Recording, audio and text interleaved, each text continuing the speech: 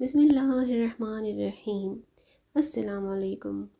ایک مرتبہ ایک عورت حضرت بایزید بسطامی رحمۃ اللہ علیہ کی خدمت میں حاضر ہوئی اور ان سے شکایت کی کہ میرا خاوند دوسری شادی کرنا چاہتا ہے، اس لیے آپ اسے روک دیں یا اس طرح دعا مانگیں کہ وہ اپنے اس ارادے سے باز آ جائے۔ بایزید رحمۃ اللہ علیہ نے فرمایا، بہن، جب اللہ تعالیٰ نے مرد کو 4 تک بیویاں کرنے کی اجازت دی ہے تو پھر میں کون ہوتا ہوں جو قانون شریعت میں در آؤں اور اللہ کے حکم کی خلاف ورزی کا ذریعہ بنوں۔ اس پر وہ عورت بہت دل برداشتہ ہوئی اور بایزید بسطامی رحمۃ اللہ علیہ کو کہنے لگی، حضرت، میں پردہ دار عورت ہوں اور شریعت اجازت نہیں دیتی کہ میں آپ پر اپنا چہرہ ظاہر کروں۔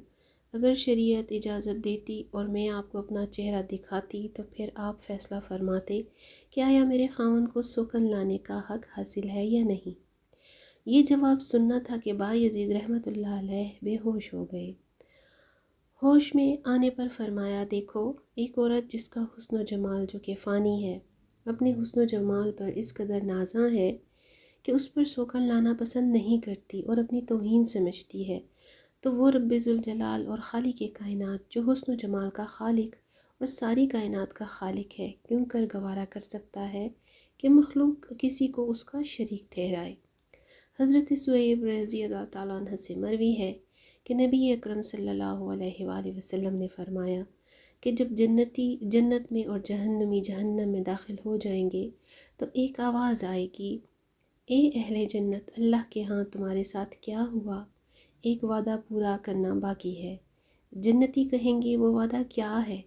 کیا اس نے ہمارے میزان عمل کو بھاری نہیں فرمایا اور چہروں کو سفید نہیں کیا اور جنت میں داخل نہیں کیا اور ہمیں دوزخ سے نجات نہیں عطا کی؟ فرمایا کہ پھر پردہ اٹھا دیا جائے گا اور وہ اللہ پاک کو دیکھیں گے۔ اس ذات کی قسم جس کے قبضے میں میری جان ہے کہ اہل جنت کو حاصل ہونے والی نعمتوں میں سے کوئی بھی نعمت اللہ پاک کے دیدار سے محبوب نہ ہوگی۔ ویڈیو اگر اچھی لگے تو لائک اور شیئر ضرور کیجیے گا۔ چینل پر نیو ہیں تو سبسکرائب بھی کر لیجیے۔